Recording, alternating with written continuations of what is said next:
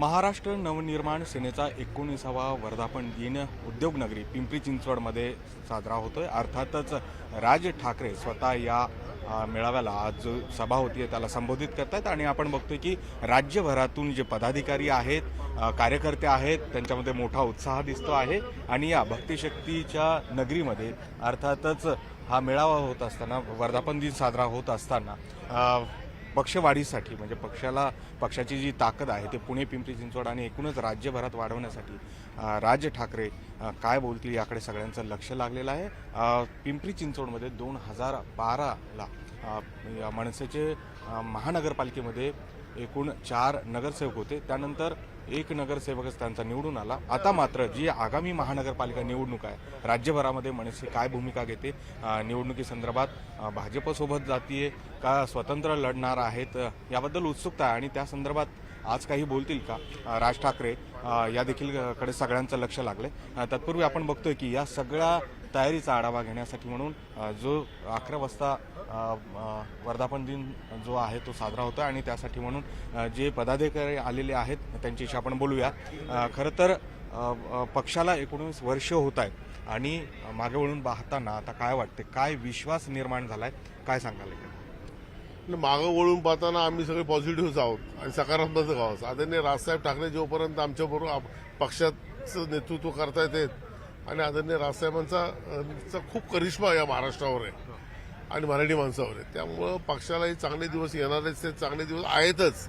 आम्ही म्हणत नाही की आमचे वाईट दिवस आहेत, चांगले दिवसच आहेत आणि अशा वर्धापन दिनातनं ह्यातनं नवीन ऊर्जा आमच्या सगळ्या सहकाऱ्यांना मिळत असते आणि त्या ऊर्जेतनं हे सगळं चालत असतं आणि प्रत्येक वर्धापन दिनाला एक वेगवेगळे निर्णय होत असतात। तसंच ह्या वर्धापन दिनाला एक वेगळा निर्णय होऊ शकतो। आमचं जे स्ट्रक्चर आहे त्या स्ट्रक्चरमध्ये काहीतरी वर खाली होऊ शकतं, जबाबदाऱ्या वेगळ्या वेगळ्या होऊ शकतात।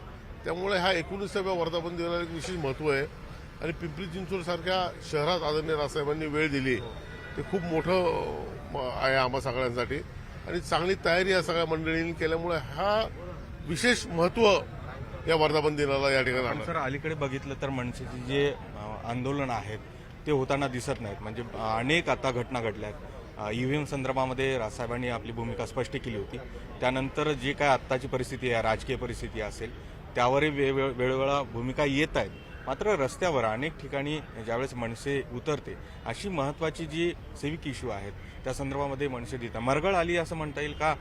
काय एकंदरीत भूमिका घ्यायला उशीर होतोय?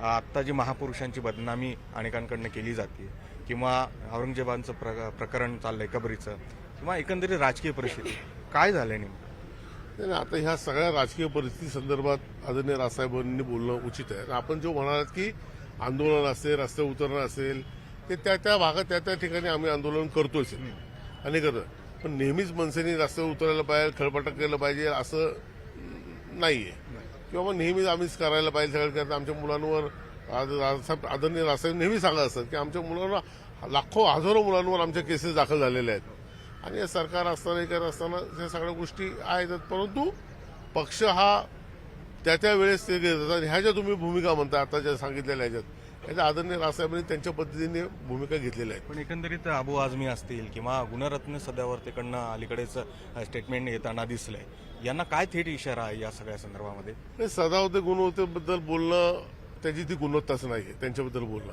त्यामुळे आदरणीय राजसाहेबांची उंची खूप मोठी आहे आणि आम्ही अशा लोकांकडे लक्ष दिलं की ते अजून थोडं काय हे होईल, त्यामुळे आम्ही काय लक्ष देतो आणि यांच्याबद्दल तर परवा आजूबाजूबद्दल आम्ही हे बोललेच आहेत। नांदगावकर साहेबांनी प्रेस घेतली ते बोललेलेच आहेत आणि हे गेले, त्यामुळे ही जी मंडळी आहे त्यांची उंचीच नाही की साहेबांनी त्यांच्याबद्दल बोलावं। अर्थात, परंतु आपण बघतोय की नेते असतील किंवा कार्यकर्ते पदाधिकारी असतील पक्षासोबत एकनिष्ठ राहिलेले आहेत। एकंदरीत मागील 19 वर्ष असतील त्या आधीपासून राजसाहेबांसोबत तुम्ही आहातच। पक्षाला विधानसभा लोकसभा पातळीवर फार यश मिळताना दिसलं नाही, परंतु आगामी ज्या निवडणुका आहेत काय ह्या जोमाने तुम्ही याला पुढे जाणार आहात? आज काय साहेबांनी बोलावं ही अपेक्षा? नाही, आज साहेबांचा करिश्मा पाहिला तर महाराष्ट्रात नाही तर आज भारतामध्ये आपण पाहतोय की त्यांचा करिश्मा एवढा आहे की आज आम्ही 19 वर्ष त्यांच्याबरोबर खांद्याला खांदा लावून आणि त्यांच्या आदेशाचे पालन आम्ही नेहमी करत आलोय आणि इथून पुढेही आम्ही करणार आहोत। तर आज बाकीच्या पण सारखं पक्ष धर सोड हा आमच्याकडे प्रकार नाहीये.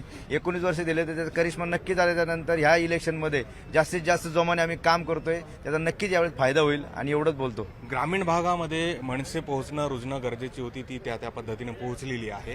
आज राज साहेब येत आहेत स्वतः, काय अपेक्षा आहे? निश्चितच आमच्यासाठी अभिमानाची गोष्ट आहे की गेल्या 19 वर्षानंतर आदरणीय राजसाहेब ठाकरे आमच्या पिंपरी चिंचवड शहरामध्ये येतात आणि ही निश्चित येणाऱ्या काळामध्ये जो ग्रामीण भाग असेल आमच्या पिंपरी चिंचवड शहरातला किंवा शहरी भाग असेल, या भागामध्ये तरुणांमध्ये जे राजकारण आहे की तरुणांनी राजकारणाकडे यावं आणि जनतेला अपेक्षित असावं असं महाराष्ट्र या ठिकाणी घडावा, ह्या युक्तीप्रमाणे साधारण राजसाहेब ठाकरे गेले 19 वर्ष काम करतात. निश्चितच राजसाहेबांचे जे विचार आहेत, राजसाहेबांनी जो तरुण घडवण्याचं संस्कार देण्याचं काम जे आमच्या तरुणांना केलं ते निश्चितच आमच्या रक्तामध्ये. त्यामुळे गेल्या 19 वर्ष आणि इथून पुढच्या काळात देखील आम्ही राजसाहेबांसोबत आहोत आणि जसा अपेक्षित आहे असा महाराष्ट्र आणि कानाकोपऱ्यामध्ये महाराष्ट्र सैनिक पोहोचवण्याचं काम पिंपरी चिंचवड शहरात येणाऱ्या काळामध्ये आम्ही कार्यकर्ते मिळून करू. खरं तर पिंपरी चिंचवडमध्ये वर्धापन दिन साजरा होतोय. पिंपरी चिंचवड महानगरपालिका अनेक विषयामध्ये जे भ्रष्टाचाराचे प्रकरणं पुढे आलेली आहेत ते वेळोवेळा मनसेनी पाठपुरावा केलेला आहे आणि त्यामुळे मनसे इथे जिवंत असल्याचे बघायला मिळते. रस्त्यावरचे देखील आंदोलन केलेली आहेत किंवा महापालिकेमध्ये राष्ट्रगीत सुरू करण्याचं देखील काम आपण केलेलं आहे. सतत मराठीचा आपण इथे आग्रह धरत असतो. आता स्वतः राजसाहेब येतात तर काय ताकद आली?